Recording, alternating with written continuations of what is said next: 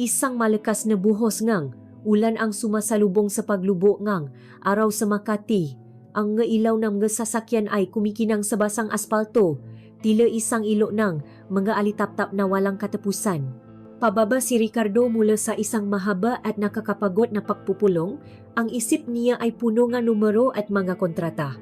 Ang lobby ngang kanyang, nagtatasang gusali, ay isang tanawing halos kabisado na niya sa araw-araw, isang lugar na nilalakpasan niya na lamang ng hindi gaanong pinapansin, tulad ng isang lumang larawan sa dingding. Ngunit sa hapong iyon, may isang bagay na pumukaw sa kanyang pansin, isang simpleng galaw na bumasa sa pakainip ng kanyang mata. Ang batang receptionist na ang pangalan ay tila lumulutang lamang sa gilid ng kanyang alaala, si Maya, ay pilit na inaabot ang isang folder sa mataas na estante sa likuran ng kanyang mesa.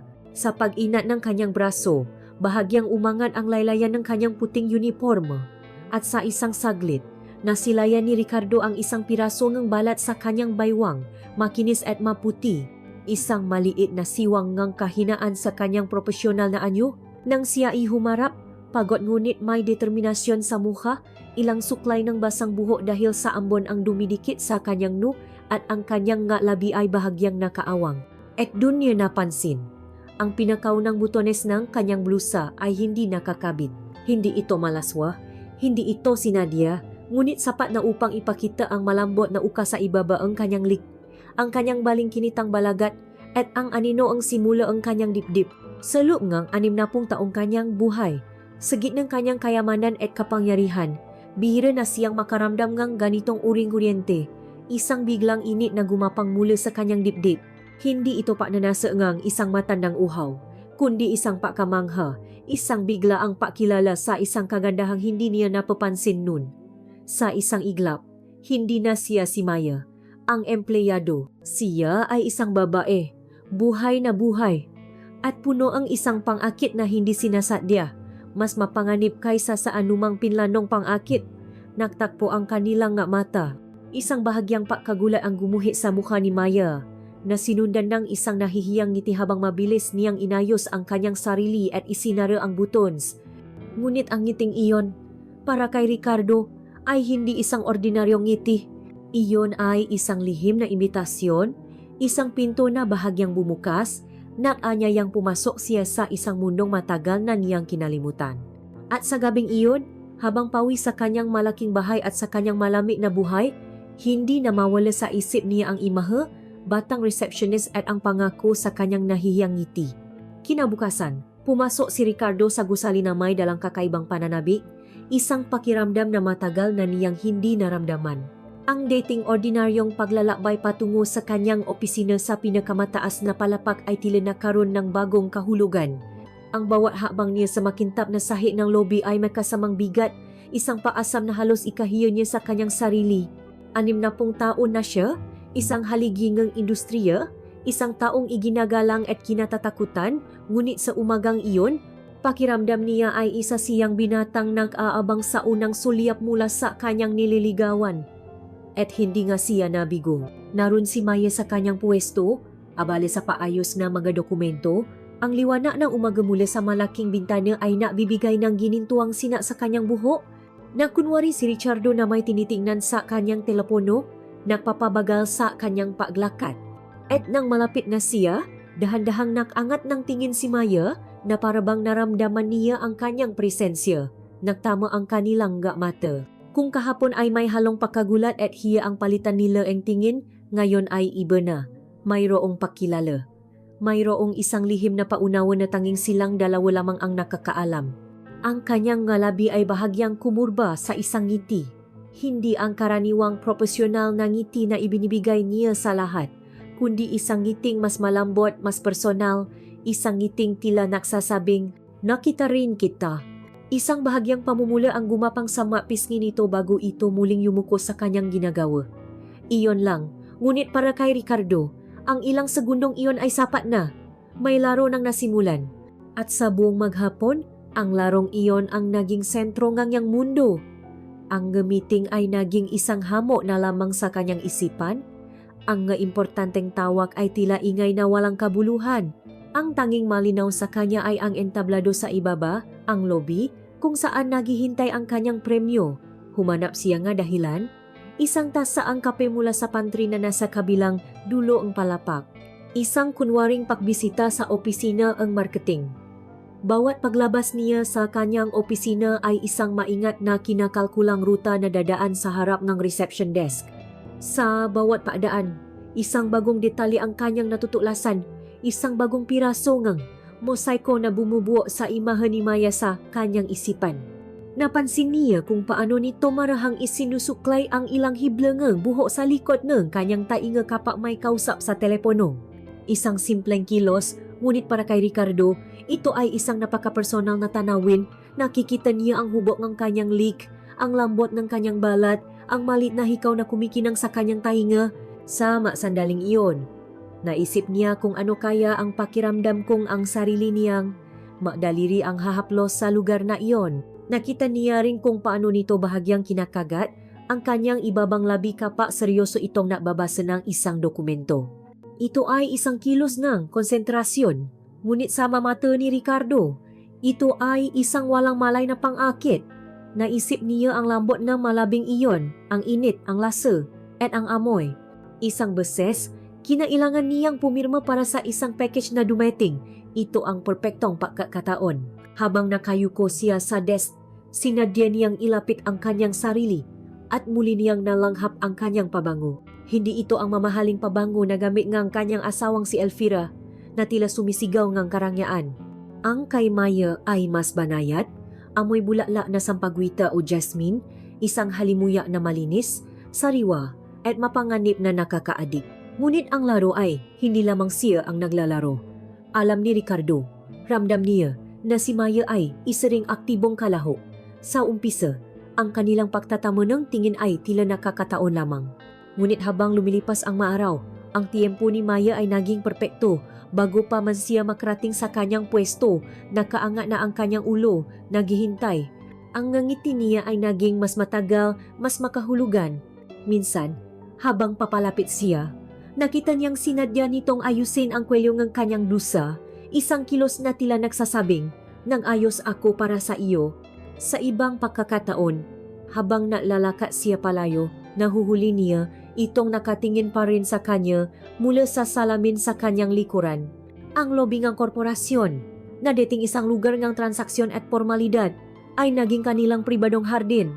Isang lugar kung saan ang ngabutongang pagnanasa ay tahimik na tumutubo. Ang bawat pagdaan niya, sa bawat saglit na pagtatamang ng kanilang mata, ay may isang kasunduang nabubuo, isang pangakong hindi binibikas ng labi, ngunit isinisigaw ng kanilang kaluluwa. Isang hapon, tumawag si Elvira. Ang boses nito ay formal, gaya ang dati, na papaalala sa kanya tungkol sa isang charity ball na kailangan nilang daluhan. Habang kausap ang asawa, ang kanyang mga mata ay nakatanaw sa ibaba sa monitor ng CCTV na napapakita ng live feed mula sa lobby. Nakita niya si Maya na tumatawa habang kausap ang isang messenger. Isang tunay na tawa, masaya at walang inaalala. At biglang nakaramdam si Ricardo ngang selos. Isang emosyon na kasing luma at kasing lakas ng pagnanasa. Nais niya na ang ngatawang iyon ay para sa kanya lamang. Nang ibaba niya ang telepono, ang pakikipag-usap niya kay Elvira ay tila isang malayong alaala. Ang tanging totoo ay ang babae sa ibaba at ang hindi may paliwanag na koneksyon na mayroon sila. Sa pagtatapos ng araw, habang papalabas si Ricardo ng gusali, naghintay siya. Hinintay niya ang huling sulyap. Gaya ang inaasahan, nag-angat ng tingin si Maya. Wala nang ngiti. Ang naroon na lamang ay isang tingin na malalim, puno nga tanong at pangungulila. Isang tingin na nangungusap mang hanggang bukas muli. Tumango si Ricardo, isang bahagyang paggalaw ng ulo, at tumalikod. Habang naglalakad siya patungo sa kanyang sasakyan, alam niyang ang simpleng laro ng masulyap ay hindi na magtatagal. Ang tensyon ay masyado ng mataas, ang pagnanasa ay masyado ng malakas. Malapit na alam niya na isa sa kanila ay gagawa ng susunod na hakbang, isang hakbang na maglalapit sa kanila at kasabay nito ay matutula sa kanila sa isang bangin kung saan wala ng balikan. Ang laro nga masulyap, bagamat nakakakilig, ay may hangganan para kay Ricardo. Ang bawat pakdaan sa lobi ay naging isang dosis ng gamot na panandalian lamang ang epekto. Sa sandaling makabalik siya sa kaharian ng kanyang opisina, sa katahimikan at karangyaan nito, ang epekto ay nawawala at napapalitan ng isang mas malalim na pagkagutom. Hindi na sapat ang pagtanaw mula sa malayo. Kailangan niyang kalapitan. Kailangan niyang marinig ang kanyang boses hindi sa telepono, kundi sa parehong silid na kanyang ginagalawan. Kailangan niyang malanghap ang kanyang amoy hindi bilang isang hanging dumadaan, kundi bilang isang presensyang pumupuno sa hangin. Isang hapon, habang nakatingin sa walang katapusang tanawin ng siyudad mula sa kanyang bintana, isang ideya ang nabuo sa kanyang isipan, isang plano na simple ngunit mapanganib, isang dahilan, gaano man kababaw, upang tawagin ito sa kanyang pugat. Kinuha niya ang telepono at ang kanyang daliri. Nasanay ng pumirma ng kontratang nakakahalaga ng milyon-milyon ay bahagyang nanginginig habang pinipindot ang numero ng reception. "Hello, Ricardo speaking." Sagot ng profesional na boses ni Maya sa kabilang linya. "Maya," sabi niya, pinanatiling kalmado at makapangyarihan ang kanyang tono. "Dalhin mo sa akin ang folder ng proyektong Alcantara. Ngayon din." "Sige po, sir." "Papunta na po," sagot nito. Walang kamalay-malay sa bigat na dala ng simpleng utos na iyon. Ibinaba ni Ricardo ang telepono. Ang ilang minutong paghihintay ay tila isang kawalang hanggan. Ang malawak niyang opisina, na dati simbolo ng niyang tagumpay, ay biglang naging isang selda ng paasam. Inayos niya ang gamit sa kanyang mesa na hindi naman magulo. Tumayo siya at naglakad-lakad. Sinisipat ang sarili sa salamin. Isang 60 taong gulang na lalaki, may maguhit na ang karanasan sa mukha, nakasuan ng mamahaling damit. Ngunit sa likod ng anyong iyon, ang puso niya ay tumitibo na parang sa isang tinede. Maya-maya, isang mahinang katok sa pinto ang bumasak sa katahimikan. "Pasok," sabi niya, at bumalik siya sa likod ng kanyang malaking mesa. Sinusubukang bawiin ang imahe ng isang hindi natitina na amo. Bumukas ang pinto at pumasok si Maya. Sa sandaling iyon, tila huminto ang paikot ng mundo ni Ricardo. Nakatayo ito sa may pintuan, may hawak na asol na folder sa kanyang dibdib na tila isang kalasap. Ang uniforme niyang puti ay tila mas nakakasilaw. Salok ng kanyang opisina na puno ang madilim na kahoy at katad. Ang unang pumasok ay hindi ang kanyang pisikal na anyo, kundi ang kanyang halimuyak. Ang pamilyar na amoy ng sampaguita, sariwa at matamis, na gumapang sa hangin at agad na nilamon ang amoy ng lumang papel at mamahaling leather. Ito'y isang paksakop, isang banayat ngunit mapilit na pakangkin sa teritoryo ni Ricardo. Naglakad ito palapit. Ang bawat hakbang sa makapal na karpet ay halos walang tunog, ngunit para kay Ricardo, bawat isa ay isang malakas na kalabok sa kanyang dibdib. Pinanot niya ang bahagyang pag-ugoy ng kanyang mabalakang, ang paraan ng pagpisil ng tala ng kanyang palda sa kanyang ngahita. Ang detalyang ito, na malabo lamang mula sa malayo, ay ngayon ay malinaw na malinaw, at bawat isa ay isang parusa sa kanyang pagpipigil. "Sir, heto na po ang Alcantara file," sabi nito. Ang boses ay malambot at magalang. Inilapak nito ang folder sa kanyang mesa. Sinadya ni Ricardo na abutin ang folder kasabay ng kanyang kamay. Ang kanilang daliri ay nakdampi.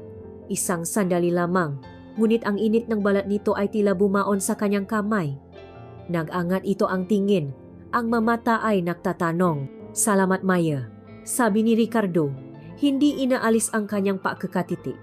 Binuklat niya ang folder ngunit hindi niya tinitingnan ang nilalaman nito. Isa lamang itong prop sa kanyang dula. "Kumusta naman ang trabaho sa ibaba? Hindi ka ba nahihirapan?" Nagulat si Maya sa tanong. "Okay naman po, sir.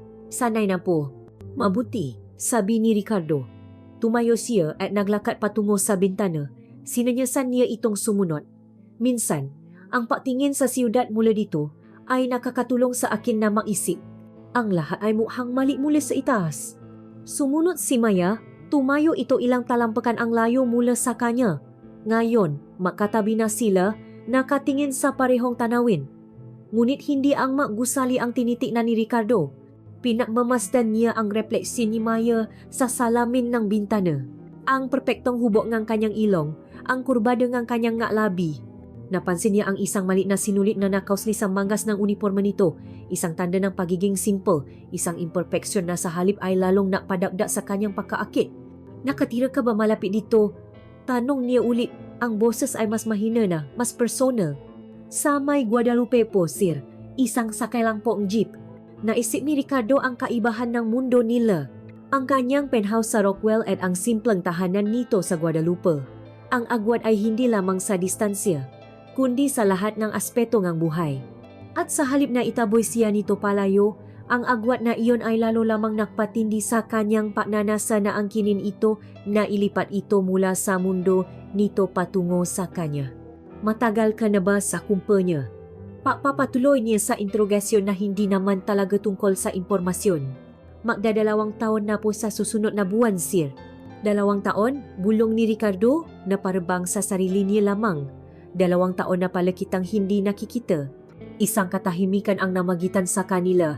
Isang katahimikan na puno ng salitang hindi masabi. Alam ni Maya kung ano ang nangyayari. Ramdam niya ang tensyon. Ramdam niya ang bigat ng mga tingin ni Ricardo. Ngunit hindi siya umalis. Hindi siya umiwas. Nanatili siyang nakatayo. Ang kanyang mga kamay ay makadaop sa kanyang harapan. Naghihintay. Sige na. Maaari ka nang bumalik sa iyong trabaho. Sabi ni Ricardo sa wakas. Alam niyang hindi niya maaring pahabain pa ang sandali. Sige po, sir. Mahinang sagot ni Maya. Tumalikod ito at nagsimulang maglakat palayo. Bawat hakbang palayo sa kanya ay isang kirot sa dibdib ni Ricardo. Pinanot niya ito hanggang sa maksara ang pinto at pagkatapos katahimikan. Ngunit ang opisina ay hindi na katulad ng dati. Puno ito ngayon ng alaala ang kanyang presensya. At higit sa lahat, puno ito ng kanyang halimuya.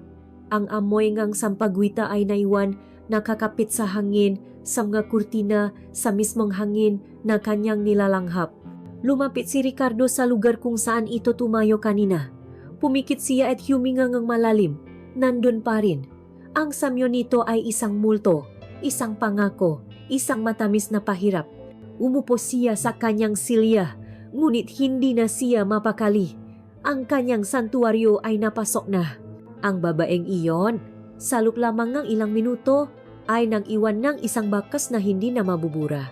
Alam ni Ricardo na simula sa araw na iyon, ang bawat paghinga niya sa loob ng kanyang opisina ay magiging isang paalala sa kanya, isang paalala sa pagnanasang hindi na niya kayang itago o kontrolin pa. Ang simpleng amoy ay naging isang obsesyon. Ang larong ng gasulyap ay nabigay daan sa larong ng pangamoy. At ngayon, alam ni Ricardo, kailangan na itong magbunga ng larong ng pandama. Ang paasam ay naging isang pisikal na sakit sa kanyang dibdib, isang pangangailangang hindi na kayang pawiin ng matingin o ngang isang natatagal na halimuya. Kailangan niya ngang katibayan, kailangan niya ngang isang sagot na hindi may kakaila, isang sagot na tanging isang padampingang, balat ang makapabibigay. At para makuha iyon, kailangan niya ng perpektong pagkakataon, isang sandaling silang dalawa lamang ang tao sa isang mundong unti-anting nawawala ng masaksi. Ang paglubog ng araw ay ang kanyang hudyat. Habang isa-isang naalisan ang nga empleyado, ang ingay ng opisina ay dahan-dahang namamatay, napapalitan ng isang nakakabinging katahimikan. Mula sa kanyang opisina, pinapanood ni Ricardo si Maya sa CCTV. Nakikita niya itong nagliligpit ng gamit, handa na umuwi, kailangan niyang kumilos na mabilis. Kinuha niya ang telepono at tinawagan ang diretsong linya nito. Isang maliit na paglabak sa karaniwang protokol na nabibigay ngang personal na diin sa kanyang tawag. Maya, sabi niya, nang sagutin nito ang telepono, mayroon lang akong isang pabor. May mga report dito na kailangan kong marapaso para sa meeting ko bukas ng umaga. Kailangan lang sanang makoli at ma-print. Pasensya na sa abala. Ginawa niyang seryoso at apurahan ang kanyang boses, na parabang ang buong kapalaran ng kumpanya ay nakasalalay sa mga papel na iyon. Narinig niya ang bahagyang pag-aalinlangan sa boses nito. Sige po, sir. Ako na po ang bahala. Salamat. Daanan ko na lang diyan sa mesa mo kapatapos na. Iyon ang kanyang fine. Ibinaba niya ang telepono at ngumiti sa sarili. Ang entablado ay handa na. Naghintay siya ng halos 1 oras. Ang gusali ay tuluyan ng humimik. Ang nga ilaw sa karamihan ng mga palapak ay namatay na at ang tanging nabibigay liwanag ay ang mga emergency light at ang ilaw mula sa mesa ni Maya na tila isang parola sa gitna ng isang madilim na karagatan. Sa wakas, tumayo si Ricardo. Dahan-dahan siyang lumabas sa kanyang opisina. Ang tunog ng kanyang sapatos sa sahig ay tila umiyeko sa buong palapag. Nakita niya si Maya, nakayuko sa kanyang mesa, seryosong nagtatrabaho. Ang liwanag mula sa desk lamp ay nagbibigay din sa kurbangang kanyang lik at sa ilang hiblangang buhok na nakalawi sa kanyang mukha. Para kay Ricardo, siya ang pinakamagandang tanawin sa buong mundo. Lumapit siya ng walang imi. Naramdaman ni Maya ang kanyang presensya at bahagyang nagulat. "Sir, malapit na po itong matapos." "Walang problema," sabi ni Ricardo. Ang boses ay mas mahina at mas malalim kaysa kanina. Tumayo siya sa tabi ng kanyang mesa, kunwari tinitingnan ang kanyang ginagawa. Ang kanyang mamahalin at mabigat na fountain pen ay nasa kanyang kamay. Ito ang kanyang props. "Mukhang maayos naman ang pagkakagawa mo." Habang nagsasalita, sinadya niyang ikumpas ang kanyang kamay. At sa isang magulo na galaw, binitiwan niya ang panulat. Gumulong ito sa sahig at nawala sa ilalim ng mesa ni Maya. "Naku, pasensya ka na," sabi ni Ricardo. Ang kanyang boses ay puno ng kunwaring pagkadismaya. Yumuko siya na parabang siya ang kukuha. "Ako na po, sir," mabilis na sabi ni Maya, mas bata at mas maliksi. Bago pa man makakilos si Ricardo, yumuko na ito at sumilip sa ilalim. Ito na ang pagkakataon. Yumuko rin si Ricardo sa kabilang banda ng mesa. "Tulungan na kita." At doon, sa ilalim ng mesa, sa makitit at madilim na espasyo, ang kanilang mundo ay biglang lumiit. Ang tanging liwanag ay mula sa siwang sa ilalim ng mesa, amoy ng alikabok ng lumang karpet, at ang nangingibabaw na amoy ni Maya ang kanyang shampoo, ang kanyang lotion, ang init na nakmumula sa kanyang balat. Ang kanyang buho ay halos dumampi sa balikat ng suot ni Ricardo. Ang kanyang hininga ay mainit at naririnig sa katahimikan. Nakita nila pareho ang panulat na kumikinang sa dilim. At sa isang pagkakataon, inyabot nila ang kanilang kamay para kunin ito. Ang kanilang daliri ay nagtakpo. Hindi ito isang simpleng dampi. Ang mga daliri ni Ricardo ay ipinulupot sa mga daliri ni Maya na nakahawak na sa panulat. Ang balat nito ay malambot at mainit. Isang kuryente ang dumaloy mula sa dulungan ng daliri, umayak sa kanyang braso at sumabog sa kanyang dibdib na parang isang maliit na bituin. Hinawakan niya ito ng isang segundo na mas matagal kaysa sa nararapat. Isang segundo na puno ng hulugan. Sa dilim, nakatinginan sila. Ang kanyang mata ay malaki at naniningning, napapakita ng pagkagulat, ng kaunting takot, ngunit higit sa lahat ng isang kislap ng pananabi. Mabilis nilang binawi ang kanilang makamay na parabang napaso, sabay silang tumayo. Ang katahimikan sa pagitan nila ay mas mabigat, mas makahulugan kaysa sa anumang salita. Nakatayo sila ng napakalapit sa isa-isa. Ang espasyo ay halos wala na. Nakikita ni Ricardo ang mabilis na pagtaas babang ang kanyang dibdib. Ang kanyang pisngi ay namumula. "Salamat," bulong ni Ricardo. Ang boses ay paos. Hindi siya humingi ng tawa sa pagiging malapit. Hindi siya umatras. "Wala po iyon, sir." Halos pabulong ding sagot ni Maya. Hindi inaalis ang tingin sa kanyang mata. Ang sir ay tila wala ng kabuluhan. Sa mga sandaling iyon, hindi sila amo at empleyado. Sila ay isang lalaki at isang babay, nadadalo sa isang alon na pareho nilang hindi mapigilan.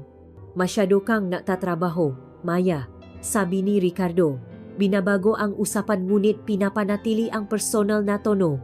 "Huwag mong masyadong pagurin ang iyong sarili." "Kailangan po, sir," sagot nito. Isang pahiwating ng kanyang buhay sa labas ng gusaling iyon. "Ano ba ang pangarap mo?" tanong ni Ricardo. Bukod sa pagiging pinakamahusay na receptionist sa buong Makati, isang maliit na ngiti ang sumilay sa mga labi ni Maya. "Marami po. Pero sa ngayon, sapat na po muna ito." Tumango si Ricardo. "Sige na, iwanan mo na iyan. Gabi na. Umuwi ka na at magpahinga." Nang walang tanong, sinunod ni Maya ang kanyang utos. Habang naglilipit ito ng gamit, hindi inaalis ni Ricardo ang kanyang tingin. Bawat galaw nito ay tila isang sayaw na para lamang sa kanya. Nang tumalikod na ito para umalis, lumingon ito sa huling pagkakataon. Isang tingin na puno ang pasasalamat, ng paunawa at ng isang pangako. Naiwan si Ricardo mag-isa sa tahimik na opisina. Itinaas niya ang kanyang kamay at tiningnan ito. Pakiramdam niya ay naroon pa rin ang init ng balat ni Maya. Ang planadong aksidente ay naging isang ganap na tagumpay. Hindi na niya kailangan ng salita. Ang pagdamping ang kanilang kamay sa dilim ay ang tanging kumpirmasyon na kanyang kailangan. Ang laro ay umakyat na sa panibagong level. At habang nakatayo siyang mag-isa, alam niyang ang susunod na hakbang ay hindi na magiging isang aksidente. Ito ay magiging isang sadya at hindi maiwasang pag-angkin. Ang init na naiwan ng kanilang pagdadayti sa dilim ay hindi nawala. Nagtagal ito sa balat ni Ricardo sa buong makdama, isang paalalang mas malinaw pa kaysa sa anumang alaala. Pagising niya kinaumagahan, alam niyang ang relasyon nila ni Maya kung anuman ito ay tumawid na sa isang bagong hangganan. Wala na ang pangangapa, wala na ang tanong. Ang katahimikan sa ilalim ng mesa, ang kislap sa mga mata nito, iyon ang kanyang sagot. Ngayon, ang kailangan niya ay patatagin ang kanilang lihim na kasunduan. Kailangan niya itong bigyan ng isang bagay na mahahawakan, isang pisikal na simbolo ng kanilang koneksyon, isang bagay na maugnay sa simple nitong mundo at sa marangya niyang kaharian. Ang isang regalo, iyon ang susunod na hakbang, hindi pera. Iyon ay masyadong mababaw at nakakabastos. Hindi alahas, iyon ay masyadong maaga at halata. Kailangan niya ng isang bagay na personal, elegante, at may daladalang kahulugan. Sa oras ng pananghalian, sa halip na kumain sa karaniwan niyang pribadong club, napunta si Ricardo sa isang mamahaling butik sa Greenbelt, isang lugar na madalas puntahan ni Elvira. Ang kabalintunaan ng sitwasyon ay nagbigay sa kanya ng isang mapait na ngiti, habang ang kanyang asawa ay abala sa pagpilingang gadamit para sa mga sosyal na pagtitipon. Heto siya, pumipili ng isang bagay para sa isang babaeng halos kalahating kanyang edad. Isang babaeng nagpatibok muli sa kanyang halos manhid ng puso. Ang kanyang mata ay napako sa isang hilera ng sedang bandana. Iba-ibang kulay, iba-ibang disenyo. Hinaplos niya ang isa, kulay esmeralda. Ang lambot ng tela sa kanyang magaspang na palad ay tila isang pangako. Naisip niya ang sedang ito na dumadampi sa lik ni Maya. Sa kanyang balikat, sa kanyang balat, pinili niya ang isang may kulay na malalim na pula, kulay ng ala at pagnanasa. Isang kulay na magiging isang matapang na pahaya laban sa kaputian ng uniforme nito. Isang kulay na sisigaw kahit na ito inakabalot sa katahimikan. Maghapon niyang itinago ang maliit at eleganteng paper bag sa kanyang opisina. Ito ay isang bomba na naghihintay na sumabog. Ang pagbibigay nito ay ang pagsindi sa mitsa. Muli, hinintay niya ang pagtatapos ng araw, ang oras kung kailan ang opisina ay nagiging kanilang pribadong entablado. Nakita niya si Maya na naglilikpit na ng kanyang gamit. Lumabas siya ang kanyang opisina, bitbit ang regalo. Ang kanyang puso, sa kabilang kanyang edad at kapangyarihan, ay kumakabok na parang sa isang nerbyosong estudyante. Lumapit siya sa mesa nito, may ilan pang empleyado sa paligid, ngunit sapat na ang layo nila para hindi marinig ang kanilang usapan. Ang kaunting panganib na ito ay lalo lamang nakpatamis sa sandali. Maya, tawag niya. Ang boses ay mahinahon. Napalingon ito. Ang mata ay bahagyang nanlaki nang makita ang paper bag sa kanyang kamay. Isang maliit na pasasalamat sa iyong sipa at tiyaga, sabi niya, ginagamit ang pinaka-formal na mga salitang kaya niya, kahit na ang kanyang mata ay nagsasabi ng ibang kwento, lalo na sa pag-overtime mo kagabi. Iniabot niya ang regalo. Nag-atubili si Maya.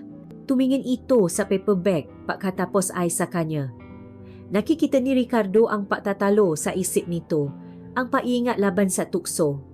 Alam nitong hindi lang ito simpleng pasasalamat, ito ay isang alo, isang imbitasyon.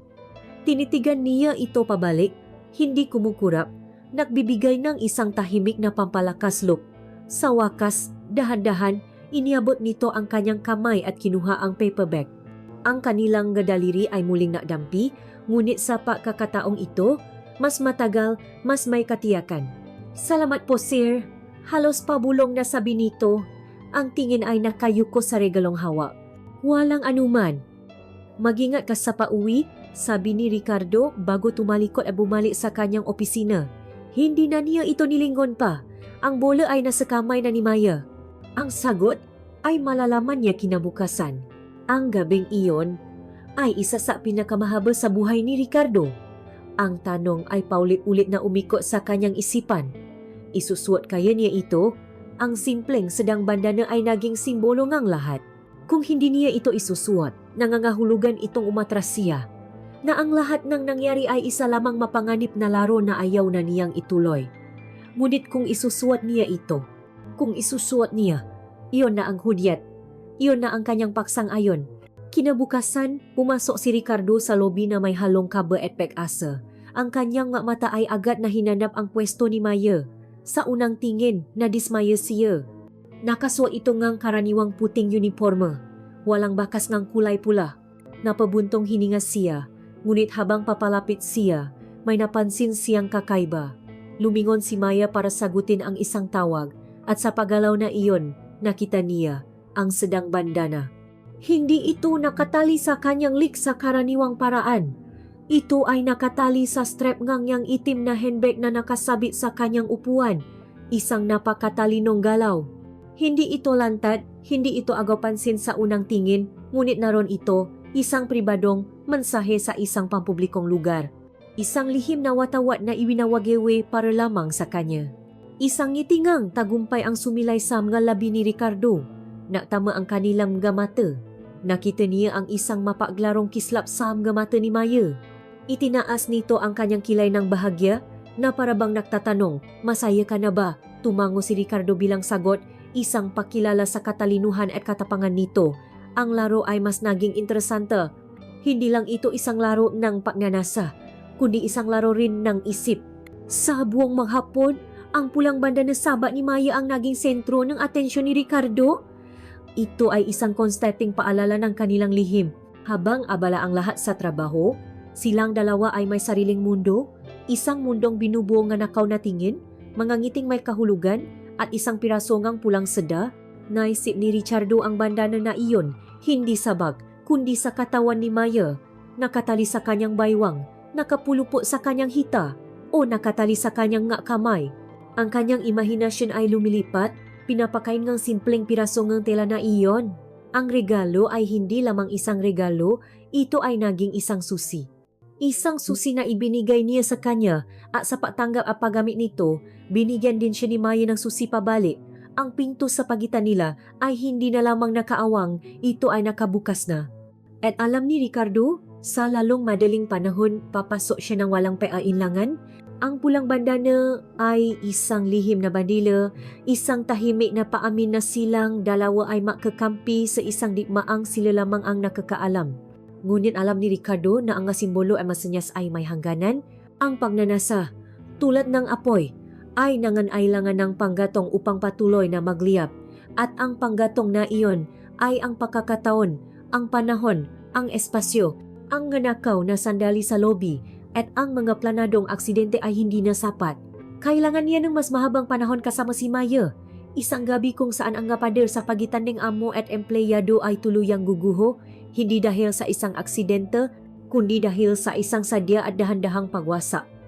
Kailangan niya ng isang patibong na binuo hindi ng bakal, kundi ng pagkakataon at alak. Isang umaga, ipinatawa niya si Maya sa kanyang opisina.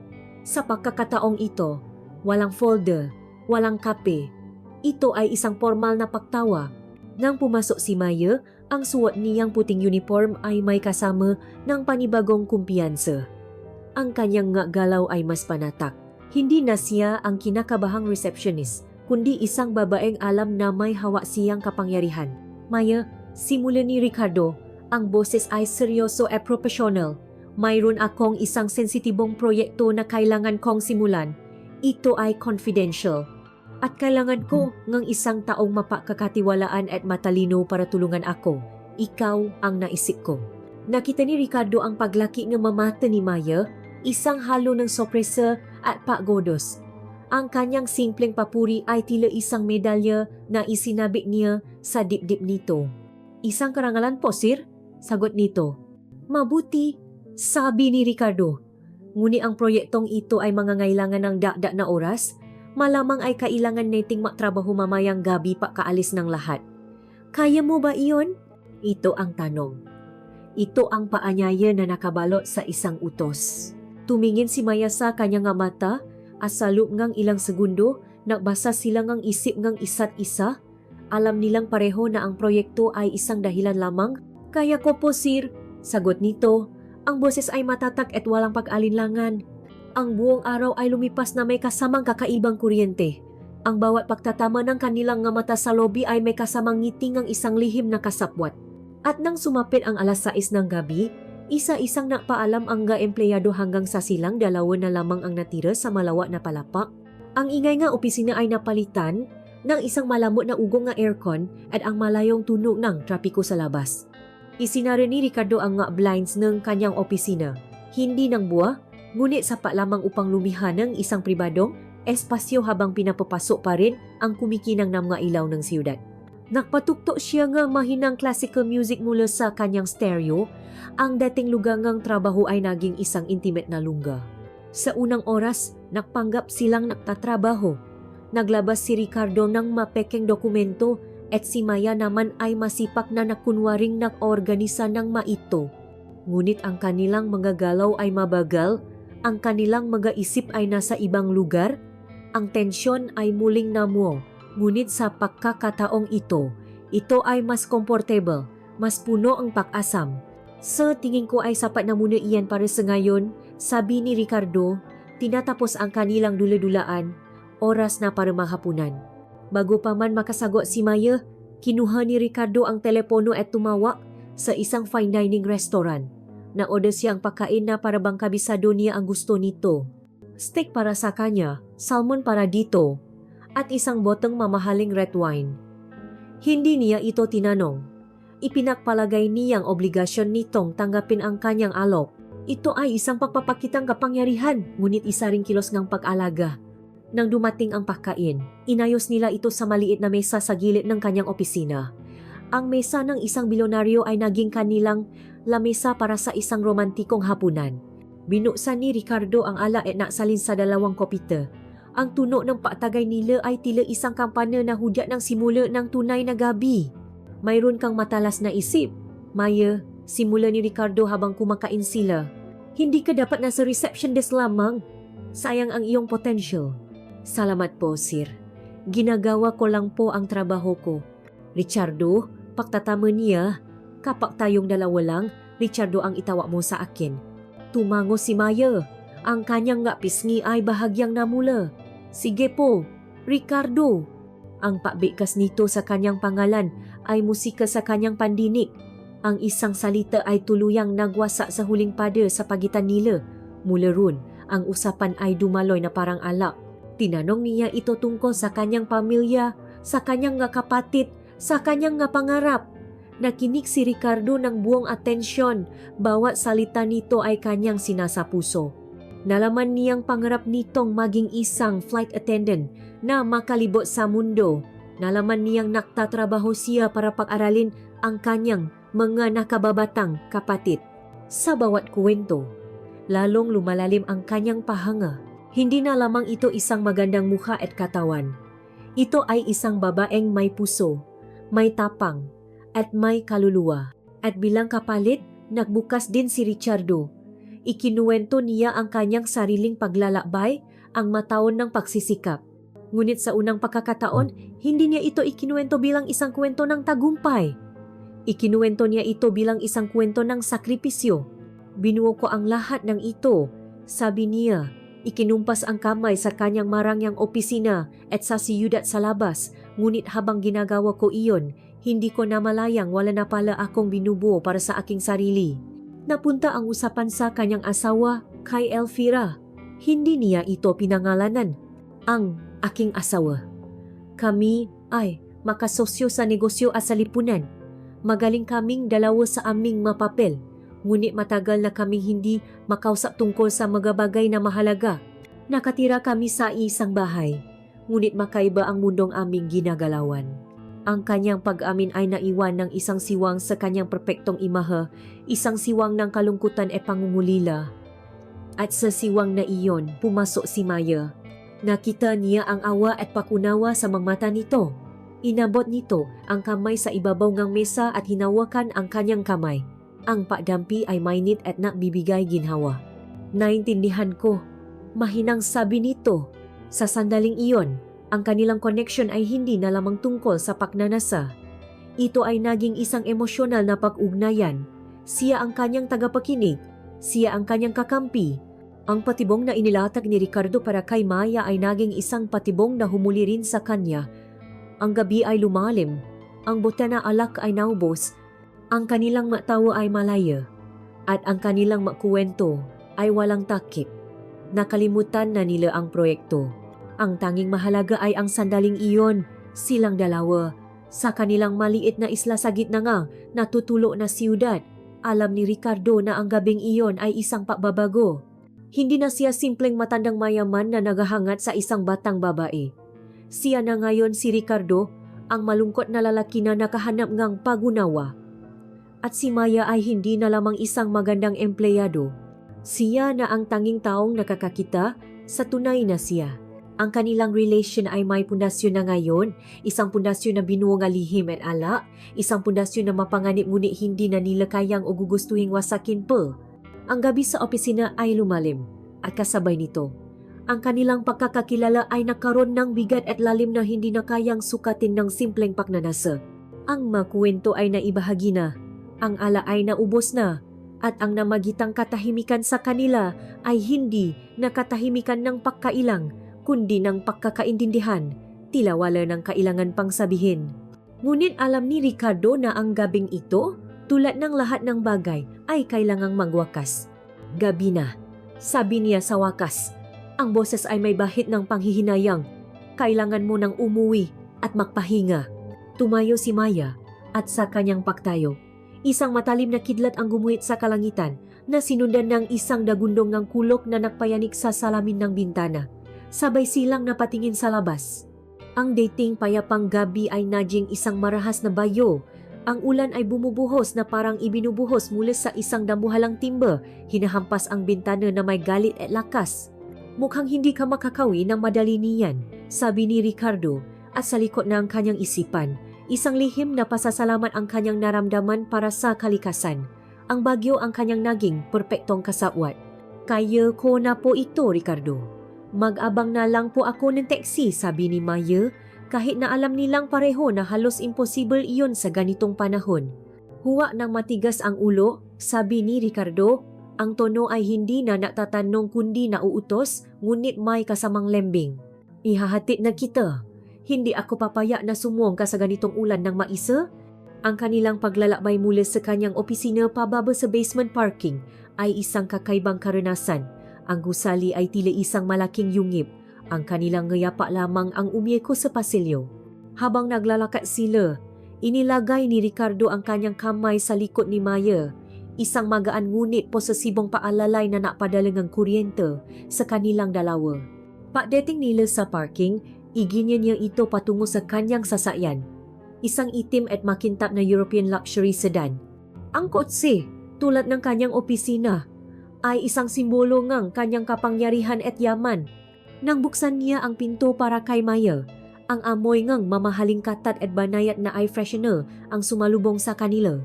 Pumasok ito sa loob at nang isara niya ang pinto, ang malakas na lagaslas ng ulan ay biglang humina, napalitan ng isang payapang katahimikan. Pumasok si Ricardo sa driver's seat at isinara ang kanyang pinto. Sa isang iglap, ang magulong mundo sa labas ay nawala. Silang dalawa ay nasa loob ng isang pribadong kapsula, isang bubble ng karangyaan na naglalakbay sa gitna ng bayo.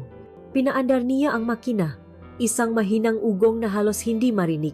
Ang tanging maririnig sa loob ay ang ritmo ng windshield wipers, ang mahinang tunog ng classical music mula sa stereo at ang kanilang sariling pahinga. Habang maingat niya minamaneho ang sasakyan palabas sa parking, hindi nila maiwasang makalapit. Ang kanilang makbalikat ay halos makadikit. Ang bawat paggalaw ay ramdam. Ang init na nakmumula sa katawan ni Maya ay tila nakpapainit sa malamig na hangin mula sa aircon. Ang biyahe ay mabagal. Ang kalsada ang Makati ay naging mailog. Ang mailong siyudad ay malabo at kumakalat sa basang bintana na parang isang painting na impresyonista. Ngunit sa loob ng sasakyan, ang lahat ay kalmado. Ang usapan nila ay pira-piraso. Mga simpleng tanong tungkol sa direksyon, Manggamahinang sagot mula kay Maya. Ngunit sa pagitan ng maksalita ay mayroong mas malalim na komunikasyon. Ang maksandali ng katahimikan ay puno nga unspoken na damdamin. Pinakmamasdan ni Ricardo si Maya mula sa gilid ng kanyang mata. Ang paraan ngang pagtingin nito sa labas, ang refleksyon ng gailaw ngang kotse sa kanyang gamata, napansin niya ang bawat maliit na detalye, ang paraan ng paglalaro ng kanyang nga daliri sa kanyang kandungan, ang bahagyang pag-awang ng kanyang nga labi. Para sa kanya, ang babaeng ito sa tabi niya ay ang pinakamahalagang kargamento na dinala niya sa buong buhay niya. Dito na sa susunod na kanto, tapos kaliwa, mahinang sabi ni Maya. Sinunod ni Ricardo ang kanyang direksyon at dinala sila nito sa isang mundong ibang-iba mula sa kinagisnan niya. Ang malalapat na kalsada ay naging makikitit na eskinita. Ang mga nagtataas ang gusali ay napalitan ng mga makakadikit na bahay na may dalawang palapa. Ang mamahalin niyang sasakyan ay tila isang alien na napatpat sa ibang planeta. Dito nakatira si Maya. Dito nagsisimula at nagtatapos ang kanyang araw bago at pagkatapos niyang pumasok sa makintab na mundo ni Ricardo. Ang kaibahan ng kanilang buhay ay isang sampal sa kanyang mukha, ngunit hindi ito nakdulot ng paalinlangan. Sa halip, nakpatindi ito sa kanyang pagnanais. Nais niyang alisin ito mula dito, nais niyang bigyan ito ngang buhay na nararapat sa kanyang ganda at talino, nais niyang angkinin ito ng buo. Diyan na lang sa may gate na kulay berde, sabi ni Maya, itinuturo ang isang simpleng bahay.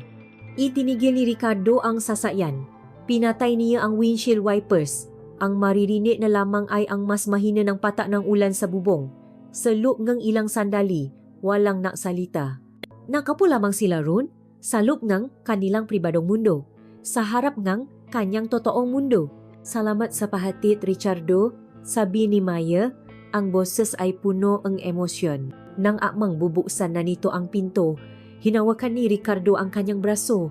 Maya, sandali. Umarap ito sa kanya. Ang mukha ay naktatanong. Iluminado ng malambot na ilaw mula sa dashboard. Ang kanyang nga mata ay parang malaalim na lawas sa dilim. Hindi napigilan ni Ricardo ang sarili. Dahan-dahan niyang itinaas ang kanyang kamay at hinaplos ang kanyang pisngi. Ang kanyang bala ay mas malambot pa kaysa sa kanyang inaasahan. Hinawi niya ang isang basang hiblangang buho na dumidikit sa kanyang mukha. Mag-ingat ka, bulong niya. Ang kanyang nga mata ay nagsasabi ngang 1,000 bagay na hindi kayang bikasing ngang kanyang nga labi. Napapikit si Mayo sa kanyang pag-aplos na parabang ninanamnam ang sandali. Pagkatapos ay tumango ito. Binuksan ang pinto at mabilis na tumakbo papasok sa kanilang gate. Hindi na ito lumingon pa. Pinano ni Ricardo hanggang sa makita niya ang pagbukas ng ilaw sa isang bintana sa ikalawang palapa. Pagkatapos ay naisa na siya sa kanyang sasakyan sa gitna ng isang kalyeng hindi niya pamilyar. Ngunit ang amoy ni Maya ay naiwan. Ang pakiramdam ng niyang bala ay nakatatak pa rin sa kanyang nga daliri. Pinaandan niya ang sasakyan at dahan-dahang umalis. Ang bagyo sa labas ay humuhupa na. Ngunit ang bagyo sa kanyang dibdib ay lalo lamang lumalakas. Nakapasok na siya sa hangganan ng mundo ni Maya at pagkatapos ang gabing iyon, alam niyang gagawin niya ang lahat upang hindi na ito kailanman bumalik doon. Ang pahatid kay Maya sa kanyang mundo ay nakiwan kay Ricardo ng isang malinaw na katotohanan. Kung nais niyang angkinin ito ng lubusan, kailangan niya itong alisin mula sa mundong iyon. Kailangan niyang bihisan itong karangyaan, sanayin sa kanyang pamumuhay, at gawin itong isang babaeng hindi na muling lilingon pa sa simpleng buhay na kanyang pinakmulan. Kailangan niyang ipatikim dito ang kanyang paraiso upang hindi na nito hanapin pa ang sarili nitong lupa. Ang ideya ay nabuo sa kanyang isipan na may kasamang kakaibang katuwaan at kalupitan. Isasama niya ito sa pamimili sa isang lugar na sagrado para sa kanyang asawa, sa ilalim ng isang perpektong dahilan. Makalipas ang ilang araw, tinawagan niya si Maya sa kanyang personal na numero. Ang boses nito sa kabilang linya ay may halong pag-antok at sorpresa na lalong nakpaalab sa kanyang pagnanasa. Maya, si Ricardo ito, sabi niya. Ang boses ay malambing, kailangan ko sanang humingi ng pabor. Nalalapit na ang anibersaryo namin ng asawa ko at balak ko siyang sorpresahin ng isang regalo. Ngunit alam mo naman, wala akong alam sa mga bagay na pambabay. Naisip ko, baka maaari mo akong tulungan pumili sa Sabado. Isang sandaling katahimikan. Narinig ni Ricardo ang bigat ng kanyang nga salita. Ang pagbanggit sa kanyang asawa at sa kanilang anibersaryo ay isang sadya at masakit na paalala ng kanilang sitwasyon. Ito ay isang pagsubok. Sige po, Ricardo. Sagot nito sa wakas. Ang boses ay bahagyang nanginginig. Nang araw ng Sabado, nakita sila sa isang high-end na mall sa Makati. Dumating si Maya na nakaswat ng simpleng maong na pantalon at isang puting t-shirt. Maganda pa rin ito. Ngunit sa gitna nga taong nakabihis nga designer na damit, mukha itong isang inosenteng ibon na napapat sa maling pugat. Ito mismo ang gusto ni Ricardo na makita ang simula bago ang pagbabago. Inakay niya ito. Ang kanyang kamay ay nakahawak sa siko nito, isang kilos ng pag-ari na nagbibigay dito ang kumpiyansa at nagpapakita sa mundo na kasama niya ito. Dinala niya ito sa loob ng isang butik na paborito ni Elvira. Ang lugar ay tahimik, ang sahig ay natatakpan ng makapal na karpet na lumalamon sa bawat tunong. Ang amoy ay pinahalong mamahaling pabango at bagong damit. Ang sales associate ay matataas at payat, gumagalaw na may pagalang at kahusayan. Agad na nilapitan si Ricardo na kilala na sa lugar na iyon. Good afternoon, Mr. Salcedo. How may we help you today? Naghahanap akong regalo para sa aking asawa, sabi ni Ricardo habang ang kanyang nga mata ay nakatuon kay Maya na tila nahihiyang pagmasdan ang nga presyo sa nga damit. Naglabas ang sales associate ng iba't ibang damit. Lahat ay maganda at mamahalin. Nakunwari si Ricardo na pinaaaralan ang ito habang hinihingi ang opinyon ni Maya. Ano sa tingin mo dito, Maya? Masyado bang moderno para sa kanya o maganda ang kulay nito? Hindi ba? Si Maya naman ay sumasagot lamang ng matipit na maganda po o bagay po sa kanya. Pagkatapos ay nakita ni Ricardo ang kanyang hinahanap. Isang bestida. Nakasabit ito ng maisa sa isang sulok na parabang isang rena. Gawa ito sa malasot lang tela na may kulay ng malalim na pula, kulay ng dugo at epoy. Ang disenyo ay simple ngunit mapangahas, walang manggas, hapit sa katawan at may mababang hiwa sa likod. Ito ay isang damit na nilikha para sa kasalanan at pang-akit. Ito, sabi ni Ricardo sa sales associate. Gusto kong makita ito. Inilabas ng babae ang bestida. An excellent choice, sir. Mahirap makita ang tunay na anyo nito kapag nakasabit lang, sabi ni Ricardo. At dito na niya inilata ang kanyang huling patibong. Tumingin siya kay Maya. Alam mo, sa tingin ko, ay halos makasing hugis lang kayo ngang katawan ng asawa ko. Pwede mo bang isukat ito para sa akin? Para lang makita ko kung paano ang baksa ng tela. Ang kasinungalingan ay halatang halata sa kanilang dalawa. Ngunit ito'y isang perpektong dahilan na hindi matatanggihan sa harap ng sales associate. Nanlaki ang mata ni Maya. Po, nakakahiya po. Sige na, pilit ni Ricardo ang kanyang mamataay ng utos. Walang nagawa si Maya kundi sumunod. Dinala siya ang sales associate sa isang maluwag na fitting room na may kurtinang pelus. Nahintay si Ricardo sa labas, ang kanyang pulso ay bumibilis. Ito na ang sandali ng pagliha. Makalipas ang ilang minuto, dahan-dahang bumukas ang kurtina at napahinto sa paghinga si Ricardo. Kung si Maya sa uniforma ay maganda, kung si Maya sa simpleng damit ay kaakit-akit, ang Maya na nasa harap niya ngayon ay isang diyosa. Ang pulang bestida ay tila isinilang na nakasuot sa kanyang katawan. Niyakap nito ang bawat kurba.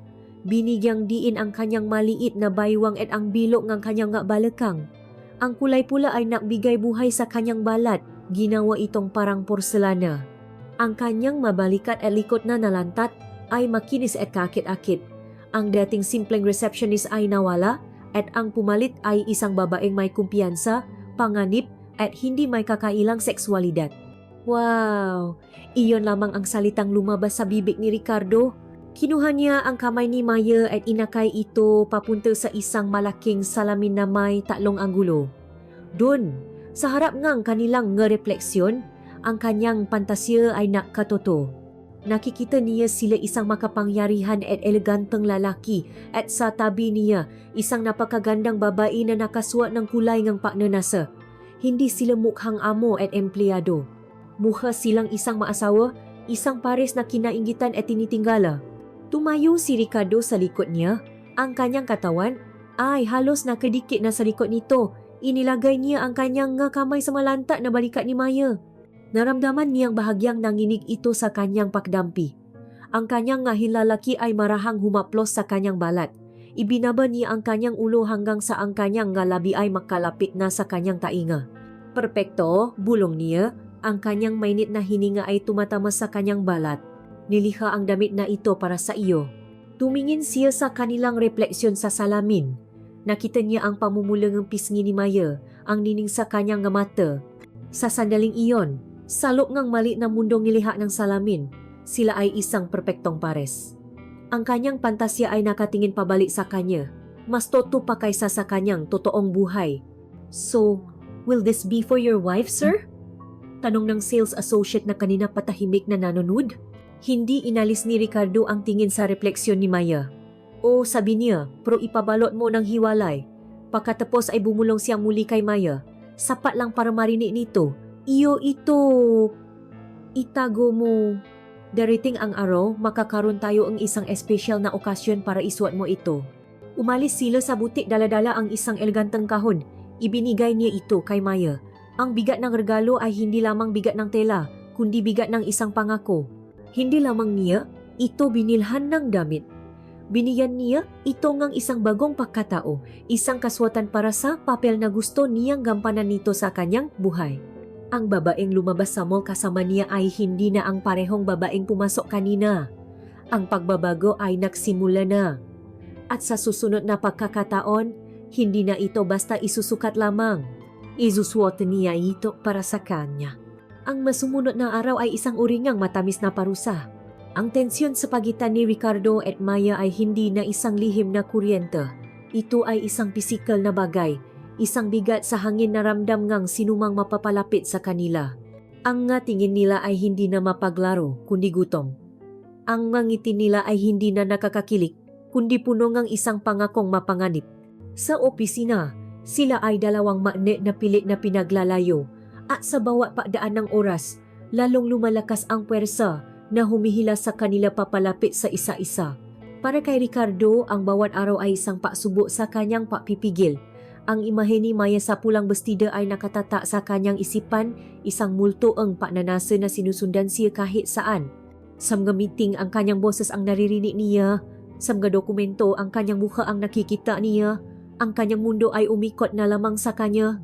Isang gabi, umuwi si Ricardo sa kanyang malaki at tahimik na penthouse. Ang bawat sulok ay sumisigaw ang karangyaan, ngunit para sa kanya, ito ay isang mausoleong kalungkutan.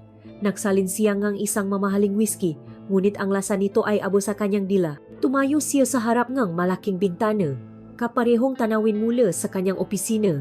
Ngunit ngayon, wala itong buhay, wala itong kulay. Ang siyudad ay isang dagat ngang mailaw. Bawat isa ay isang buhay, isang kwento, ngunit siya ay nag-isa sa kanyang tore. Hindi na niya kaya. Kinuha niya ang kanyang telepono. Ang screen ay nagbigay liwanag sa kanyang mukhang puno kang paghihirap. Binuksan niya ang kanilang usapan at ang kanyang nga daliri na sanay sa paggawa ang nga desisyong nagpapagalaw sa merkado ay nanginginig habang nagtatype. Maya, simulan niya. Hindi ka mawala sa isip ko. Ang bawat minuto na hindi kita kasama ay isang pagtitiis. Kailangan kitang makita. Kailangan kitang mahawakan. Hindi ko na kaya ito. Ang salita ay dumaloy mula sa kanya, isang ilo ng pagnanasang matagal ng kinikimkim. Ang bawat letra ay isang patak ng kanyang kaluluwa. Nang matapos siya, binasa niya ang mensahe. Ito ay hubat, desperado, at toto. Ang kanyang hinlalaki ay lumutang sa ibabaw ng send button. Ngunit sa huling sandali, huminto siya. Ang pagpindot dito ay isang pagsuko. Ang paamin sa kanyang kahinaan. At sa isang kilos ng pagpipigil na halos pumunit sa kanya, binura niya ang lahat, letra por letra, hanggang sa ang screen ay muling naging blanko. Ang pagnanasang nararamdaman niya ay masyadong malaki para sa mga salita. Ito ay isang bagay na kailangang gawin, hindi sabihin. Samantala, sa kanyang maliit na sili sa Guadalupe, nakaupo si Maya sa gilid ng kanyang kama. Ang eleganteng kahon na naglalaman ng pulang bestida ay nasa kanyang kandungan. Binuksan niya ito at hinaplos ang malasuklang tela. Ang kulay nito ay isang pangako at isang panganib. Alam niyang sa pagtanggap niya rito, tinanggap na rin niya ang lahat ng kasama nito. May takot sa kanyang dibdib, ngunit mayroon ding isang hindi may kakailang pananabik. Inisip niya si Ricardo, ang kanyang mata, ang kanyang boses, ang init ng kanyang haplos. Pareho silang naghihintay. Pareho silang nasa bingit ng bangin. Kinabukasan sa opisina, ang hangin ay halos pwede nang hiwain ng kutsilyo. Hindi na sila halos makatingin sa isa-isa dahil sa isang sulya pa lamang ay baka sumabo na ang lahat. Ang maghapon ay isang pagpapanggap, isang mahabang paghihintay hanggang sa ang huling empleyado ay umalis na, nang ang palapa ay muling naging kanila. Alam ni Ricardo na hindi na niya kayang palipasin pa ang isa pang gabingang pagtitiis. Ang laro ay tapos na. Kinuha niya ang telepono. Ang kanyang puso ay dumadagundong sa kanyang dibdib. Isang pindot lamang. Maya, sabi niya nang sagutin nito. Ang boses niya ay mababa at paos. Sa opisina ko, ngayon na. Hindi na niya hinintay ang sagot nito.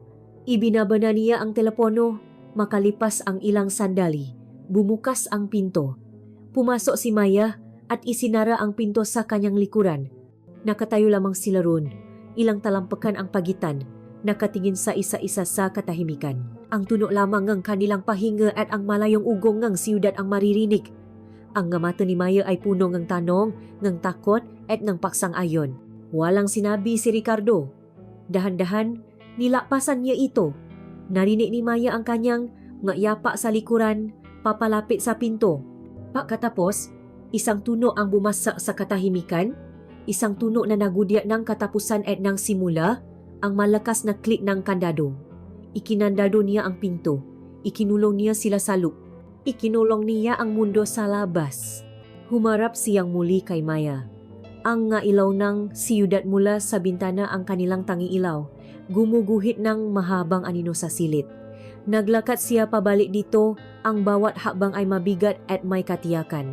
Huminto siya sa mismong harap nito. Itinaas niya ang kanyang kamay at marahang hinaplos ang kanyang mukha. Ang kanyang hinlalaki ay gumuhit sa linya ang kanyang panga, sa kurba ang kanyang galabi. Hindi siya kumilos, isang ganap na pagsuko. Ang kanyang gamata ay bumabasa, sedang bandana na nakatalisalik nito ang unang regalo, ang simula ng lahat. Dahan-dahan, hinawakan niya ang dulo ng tela. Ang kanyang madaliri ay naglaro sa buhol at sa isang marahang pagila. Ito ay kumalas. Ang seda ay dumula sa kanyang balat. Isang pulang ahas na bumaksa sa sahig ng walang tunog. Ang kanyang lig e balikat ay lantat na ngayon sa kanya. At doon, niyakap niya ito. Ang kanyang kamay ay mahigpit na pumulupot sa maliit nitong baywang, idinidiin ang katawan nito sa kanya. Naramdaman niya ang bawat kurba, ang bawat tibok ng puso nito na sumasabay sa kanya. Ibinabaon niya ang kanyang mukha sa kanyang lig. Nilalanghap ang kanyang amoy. Isang halimuyak na nagpapawala sa kanya sa katinuan. Maya, bulong niya. Ang kanyang pangalan ay isang dasal at hinalikan niya ito. Ang halik ay hindi malambing. Ito ay marahas, gutom at puno ng lahat ng pagnanasang kanilang inipon sa loop ng maraming linggo. Ito ay isang pag-angkin. Ito ay isang pagsuko. Tumugon si Maya ng may parehong CD. Ang kanyang makamay ay sumampas sa kanyang bato. Ang kanyang daliri ay bumaon sa kanyang buhok. Nawala ang amo at ang empleyado. Nawala ang mayaman at ang mahirap. Ang natira na lamang ay isang lalaki at isang babae na susunok sa apoy na sila mismo ang nagsindi. Ang kanilang nga damit ay naging hadlang, mga balat na kailangang tanggalin upang ipakita ang kanilang tunay na sarili. Ang pagtanggal sa mga ito ay isang ritual, isang mabagal na pagtuklas. Bawat piraso ngang tela na bumabagsak ay isang pader na nawawasak. Ang kanyang makamay at labi ay naging manggagalugat, kinakabisado ang bawat pulgada ang kanyang katawan na parabang ito iisang bagong kontinente ngayon lamang natuklasan. Ang lambot ng kanyang balat, ang init na namumula rito. Ang bawat pagdampi ay isang pagsabok. Ang bawat halik ay isang pangako. Sa ilalim ng tingin ng babituin ng siyudad, sa loop ng tore ng kanyang kapangyarihan, sa sahig ng kanyang opisina, sila ay naisa. Ang paisang iyon ay isang paglaya, isang pagtakas mula sa kanilang makomplikadong buhay. Ito ay isang sandali ng lubos na katotohanan, isang sagradong kasalanan na pareho nilang niyakap ng walang pagsisisi. Sa gabing iyon, sa liko ng nakakandadong pinto, ang lahat ng laro ay natapos na. At isang bagong laro, mas mapanganib at mas komplikado, Ang kasisimula pa lamang, ang unang sinang nga araw na tumagos sa siwang nang, Blans ay tila isang malupit na testigo. Ang ginintuang liwanag nito ay walang awang ipinakita ang lahat. Ang nga kalat na dokumento sa sahig, ang dalawang basyong kopita ang alak, ang nakasabit na damit ni Maya sa isang silya, at ang pulang bandana na tila isang patak ng dugo sa mamahaling karpet.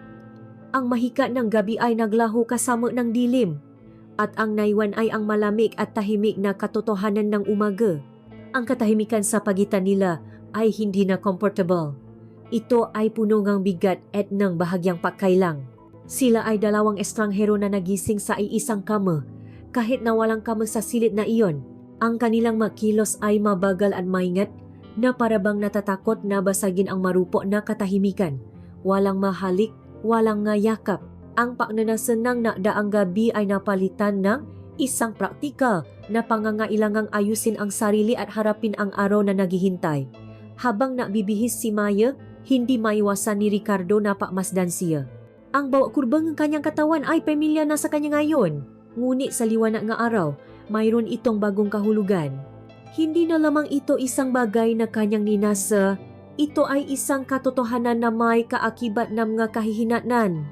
Kailangan ko nang umalis bago pa makdatingan ang nga tao, mahinang sabi ni Maya, hindi tumitingin sa kanya. Mag-ingat ka, sagot ni Ricardo. Ngunit ang maksalita ay tila hungkag at walang bigat kumpara sa kanilang kahulugan noong mga nakaraang araw. Pinanot niya itong umalis.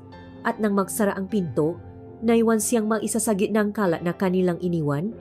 Ang kanyang opisina, ang kanyang kaharian, ay naging lugang ang kanilang kasalanan. Ang amoy ni Maya ay naiwan pa rin sa hangin, ngunit ngayon may kasama na itong amoy ngang pagsisisi. Sa lobby, ang lahat ay bumalik na sa normal. Ang mga empleyado ay nakmamadaling pumasok, abala sa kani-kanilang mamundo. Nang dumaan si Ricardo sa reception desk, naktama ang kanilang nga mata. Ang tingin na iyon ay iba na sa lahat ng nauna. Wala na ang laro, wala na ang pang-aakit. Ang naroon ay isang malalim na paunawa, isang lihim na nakbubuklo at kasabay nito nang hihiwalay sa kanila sa lahat ng tao sa paligid. Isang maliit at halos hindi mahahalata, nangiti ang sumilay sa labi ni Maya, ngunit sa likod nito ay may bakas ng kaba. Tumango lamang si Ricardo, isang mabilis na pakilos at nakpatuloy sa paklakat.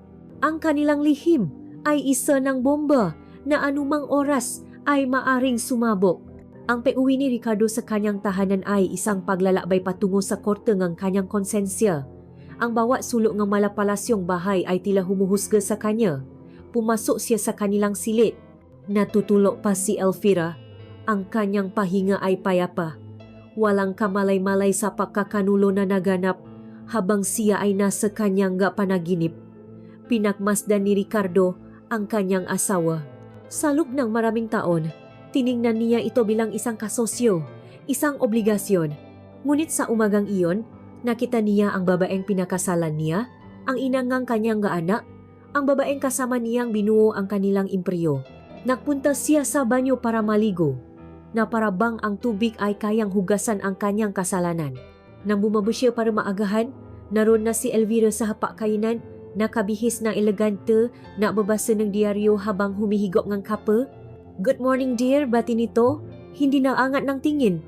Ginabi ka na naman kagabi? Ang proyektong Alcantara na naman ba iyan?"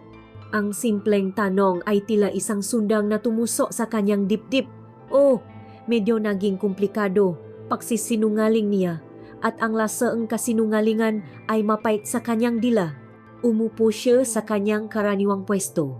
Ang lahat ay pamilyar ang amoy ng kape, ang bigat ng mga kubiertos, ang larawan ng kanilang kasal na nakasabit sa dingding, ngunit ang lahat ay nagbago na. Bawat normal na bagay ay naging isang akusasyon. "Mukha kang pagod," sabi ulit ni Elvira. Sa wakas ay tumingin sa kanya sa ibabaw kanyang salamin. "Siguraduhin mong napapahinga ka, Ricardo. Hindi na tayo bumabata." Ang kanyang paalala na dati isang bagay na hindi niya pinapansin ay ngayon ay parang isang sampal, tumango na lamang siya.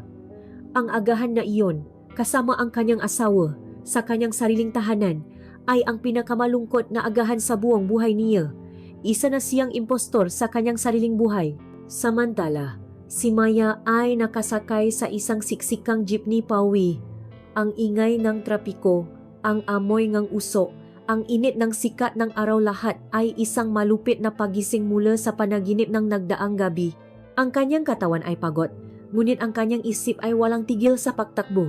Ang alaala nga haplos ni Ricardo, ang lambot ng karpet sa kanyang opisina, ang lasa nga mahaling alaang nga ito ay nakatata sa kanyang pandama. Ngunit habang papalapit siya sa kanyang mundo, ang nga alaalang iyon ay tila kumukupas, napapalitan ng matalim na katotohanan ng kanyang buhay. Papasok niya sa kanyang maliit na silid. Ang unang bumunga sa kanya ay ang kaibahan. Ang espasyo ay makitit. Ang nga gamit ay simple. Ito ang kanyang realidad. Hinubat niya ang kanyang dami na mayroon pa ring bahagyang amoy ng pabango ni Ricardo. Tumingin siya sa kanyang sarili sa salamin. Ang babaeng nakatingin pabalik sa kanya ay pareho pa rin. Ngunit may nakbago sa kanyang nga mata. Mayroon ng kalungkutan doon, isang pakaalam sa mga bagay na hindi na niya maaring bawin. Naupo siya sa kama at ang kanyang nga mata ay napako sa kahon sa ibabaw ngang kanyang aparador. Ang pulang bestida, ang pangako ngang isang ibang buhay. Ngunit ano nga ba ang buhay na iyon? Ang maging isang lihim na nakatago sa dilim? Ang mabuhay sa mga nakaw na sandali, laging nag-abang, laging nangangamba? Ang kagalakan at tagumpay na naramdaman niya kagabi ay dahan-dahang napalitan ng isang malamig na takot. Nakuha na niya ang atensyon ng pinakamakapangyarihang lalaki na kanyang nakilala. Ngunit sa anong halaga? Ang resulta ng kanilang pinaksaluhan ay hindi lubos na kaligayahan. Ito ay isang komplikadong halong kasiyahan, pakakasala, at pangamba para kay Ricardo. Ito ay ang bigat ngang konsensya sa loop ng kanyang marangyang hawla. Para kay Maya, ito ay ang bigat ng kawalan ng katiyakan sa loob ng kanyang maliit na selda. Ang kanilang pag-isa. Sa pagnanasa ay nakbungangang isang mas malalim na uringang kalungkutan, isang pag-isa na ngayon ay kailangan nilang harapin sa kani-kanilang makaibang mundo. Ang pinakamasarap na gabi ng kanilang buhay ay ang simula ng kanilang pinakamabigat na mga araw. Ang bunga nga kanilang pagnanasa ay isang sikretong masyadong mabigat para dalhin sa liwanag na araw-araw na buhay sa opisina. Ang bawat sulyap ay may kasama ng multo ngang kanilang pinaksaluhan. Ang bawat pag-usap ay may ilalim ngang kasinungalingan. Para kay Ricardo, ang makita si Maya sa reception desk araw-araw ay naging isang uri ngang pagpapahirap, isang konstanteng paalala ang kanyang pagkakasala at ng panganib na anumang oras ay maari silang mabisto. Alam niyang hindi ito maaring magpatuloy. Hindi niya kayang bitawan si Maya, ngunit hindi rin niya ito kayang isama sa kanyang tunay na buhay. Kaya, tulad ng isang bihasang stratehista, gumawa siya ng solusyon. Lilikas siya ng isang bagong mundo para dito. Isang mundong hiwalay sa lahat. Isang mundong siya lamang ang may kontrol. Ipinatawag niya si Maya sa kanyang opisina. Sa huling pagkakataon, inilatak niya ang kanyang plano na binalot niya sa masalitang ang pag-ibig at pag-alaga. Hindi na tama ito, Maya, sabi niya. Ang boses ay malumanay. Ang makita ka araw-araw dito, ang magpanggap na wala tayong relasyon. Pinahihirapan lang natin ang ating masarili. At delikado para sa iyo. Hinawakan niya ang kamay nito. Gusto kitang alagaan. Gusto kong bigyan kang buhay na hindi mo na kailangang matrabaho. Isang buhay kung saan ang tanging alalahanin mo ay kung paano maging masaya. Ang kanyang alo ay isang panaginip na naging totoo. Isang condominium unit sa isang mamahaling gusali sa Bonifacio Global City. Kumpleto sa lahat ng gamit. Isang buwan ng allowance na higit pa sa kanyang taunang sahod. Ang tanging kondisyon.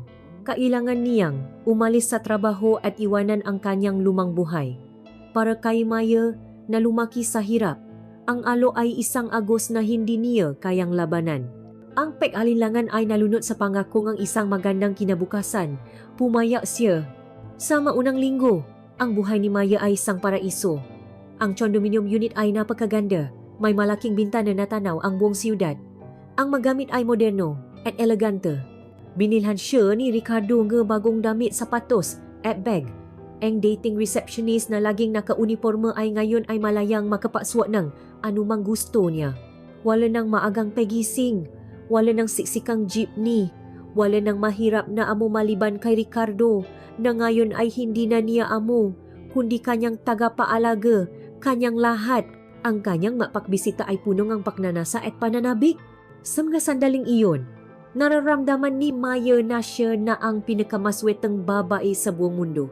Ngunit ang kagalakan, tulad ng isang mamahaling pabango, ay unti-unting naglalaho. Ang bagong buhay na kanyang pinasok ay nagsimulang ipakita ang tunay nitong anyo. Ang malawak na kondominium ay naging isang malaking selde. Ang magandang tanawin mula sa bintana ay naging isang paalala ng mundong hindi niya maaring maging bahagi. Ang araw ay mahahaba at walang laman. Gigising siya sa umaga sa isang malambot at maliking kama, ngunit maisa. Maghahanda siya nga almusal sa isang modernong kusina, ngunit para lamang sa sarili niya. Manonood siya ang telebisyon, mababasa ang libro, ma-online shopping gamit ang credit card na bigay ni Ricardo. Pinapatay niya ang oras, ngunit ang oras ang unti-anting pumapatay sa kanya. Ang kanyang kalayaan ay isang ilusyon. Hindi na siya kailangang magtrabaho, ngunit wala na rin siyang dahilan para lumabas. Ang kanyang nga dating kaibigan ay unti-unti niyang nilayuan. Ano ang sasabihin niya sa kanila? Paano niya ipapaliwanag ang biglaan niyang pagyaman? Ang kanyang buhay ay umikot na lamang sa paghihintay. Paghihintay sa text ni Ricardo, paghihintay sa kanyang tawag, paghihintay sa tunog ng susi sa pinto. Ang kanyang telepono ang naging sentro ng kanyang universo. Bawat tunog nito ay napapatibo sa kanyang puso. At kapag hindi ito tumutunog, ang katahimikan ay isang dago sa kanyang kaluluwa. Siya ay naging isang magandang palamunti sa isang estante, naghihintay na mapansin ng kanyang may-ari. Para naman kay Ricardo, ang solusyon na kanyang nilikha ay naging isa ring uri ng kulungan. Ang relasyon nila, na dating isang kapanapanabik na pagtakas, ay naging isa ng obligasyon, isa pang iskedul na kailangan niyang ipasok sa kanyang abalang buhay. Ang pamumuhay dalawang buhay ay nakakapagod. Ang bawat pagbisita niya kay Maya ay nangangailangan ng isang kasinungalingan kay Elvira. May meeting ako. Kailangan kong pumunta sa site. May emergency sa opisina. Ang makasinungalingan ay dumami at bawat isa ay isang lason na dahan-dahang pumapatay sa kanyang konsensya. Ang kanyang mapagbisita kay Maya ay madalas na nagmamadali. Darating siyang pagod mula sa maghapong trabaho. Ang isip ay puno pa rin ng problema sa negosyo. Ang dating mahahabang usapan nila ay napalitan na nga mabilis na kumustahan. Ang pagnanasa ay naroon pa rin. Isang pisikal na pangangailangan, ngunit madalas ito ay mabilis at halos mekanikal, isang paraan upang maibsan ang stress, hindi isang pag-isa ng dalawang kaluluwa. Isang gabi, ipinagluto ni Maya si Ricardo ng isang espesyal na hapunan. Inayos niya ang mesa, nagsindi ng mga kandila at isinuot ang isa sa mga magagandang damit na binili nito para sa kanya. Ngunit dumating si Ricardo ng lampas alas 10 na, mukhang iritado at pagod. Pasensya na, traffic, sabi niya habang tinatanggal ang kanyang kurbata. Hindi na ako makakakain.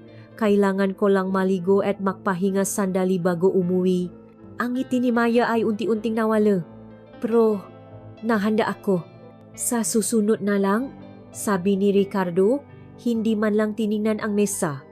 Marami lang talagang problema ngayon.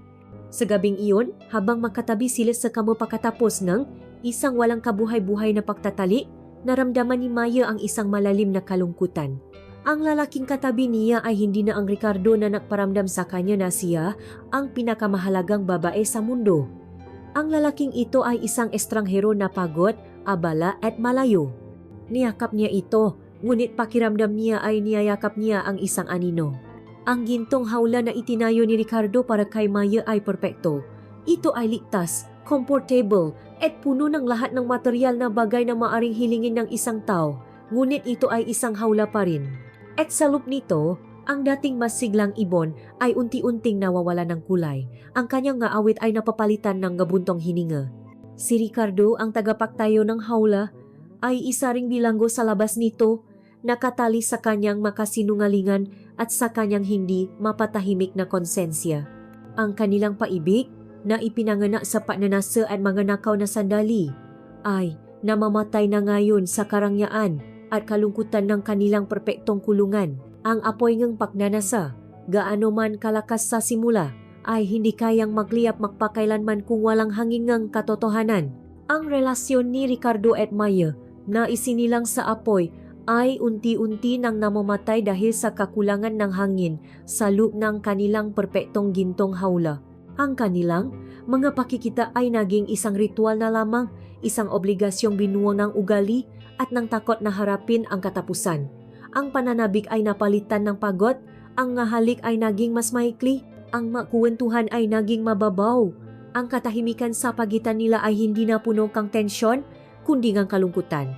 Pareho silang bilanggo sa isang kasunduang wala ng kaluluwa. Ang pagbabago para kay Ricardo ay dumating hindi sa isang malakas na pagsabog, kundi sa isang tahimik na panginginig. Isang hapon, habang nasa gitna ng isang mahalagang board meeting, bigla niyang naramdaman ito.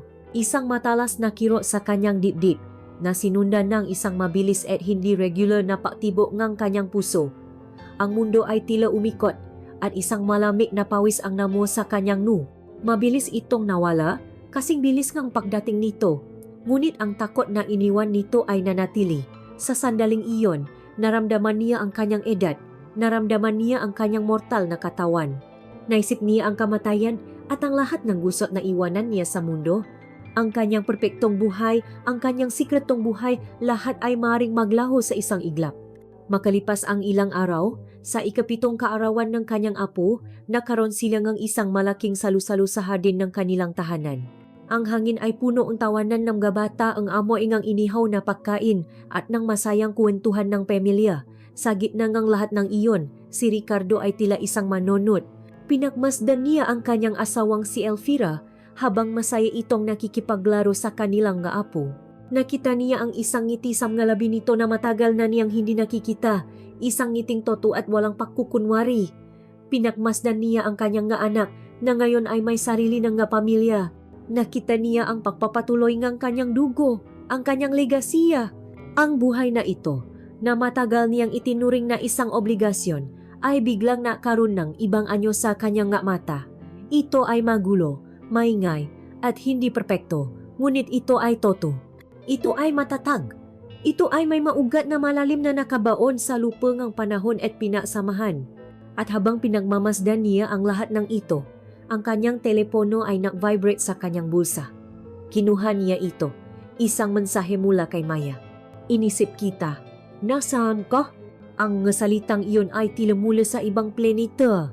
Ang mundo ni Maya ang mundo ng mamahaling apartment, manakaw na sandali, at tahimik na paghihintay ay biglang nagjing napagkalayo at hungka. Ito ay isang mundong walang ugat, isang pantasyang binuo ng pera at kasinungalingan. Tumingin siya sa kanyang pamilya na masayang nakakantahan ng happy birthday. Ang ingay nila ay musika sa kanyang pandinig. Tumingin siyang muli sa screen ng kanyang telepono sa mensahe na humihila sa kanya pabalik sa anino.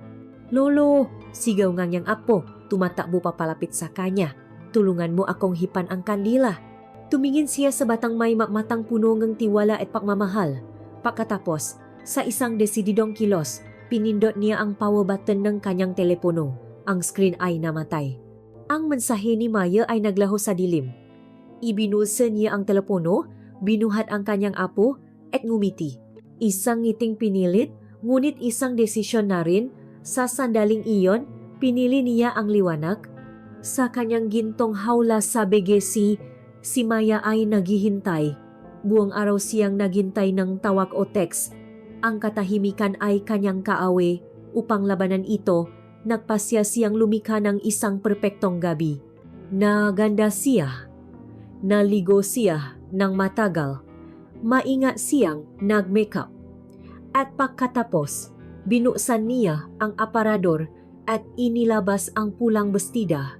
Ang damit na iyon, ang simbolo ng simula ng kanilang pantasya, isinuot niya ito. Sa harap ng salamin, nakita niya ang isang napakagandang babae, isang babaeng handang salubungin ang kanyang hari. Nahanda siya ang hapunan para sa dalawa. Nagsindi ang kandila at naghintay.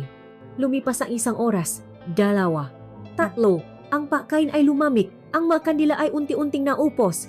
Kinuha niya ang kanyang telepono at na-type ng mensahe. Iniisip kita. Nasaan ka? Ipinadala niya ito. Isang bote na inihagis sa isang malawa at tahimik na karagatan. Nakita niya ang status. Delivered. Ngunit walang sagot. Ang maminuto ay naging maoras. Ang katahimikan sa kanyang telepono ay mas malakas pa kaysa sa anumang siga. Sa huli, tumayo siya. Dahan-dahan siyang lumapit sa bintana. Ang mamahaling telangang pulang bestida ay sumasayat sa sahig. Sa labas, ang siyudad ay isang kumikinang na hiyas, punong buhay, ng mataong nagmamahalan, nag-away, nagpapatawad. Isang mundong nakikita niya, ngunit hindi kailanman magiging bahagi niya. Ang babae sa salamin ay perpekto pa rin, ngunit ngayon ang kanyang nga mata ay walang buhay. Isang patak ng luha ang nagsimulang mamuo at dahan-dahan itong gumulong sa kanyang pisngi. Sinisira ang kanyang perpektong makeup. Ang kanilang pag-ibigan ay hindi nagwakas sa isang malaking pag-away o isang dramatikong paghihiwalay. Ito ay namatay ng dahan-dahan sa isang hindi sinagot na mensahe sa isang piniling katahimikan. Walang katapusan dahil ang makmulto ang kanilang pinaksaluhan ay mananatili. Si Ricardo ay babalik sa kanyang pamilya, ngunit dala-dala ang anino ang kanyang pakakanulo. At si Maya, ang reyna sa kanyang gintong hawla, ay maiwang mag-isa kasama ang anino ng isang pantasyang naging bangungod. Ang nga anino nila ay walang katapusan, isang habang buhay na paalala ng halaga ng isang pagnanasang lumakpas sa hangganan.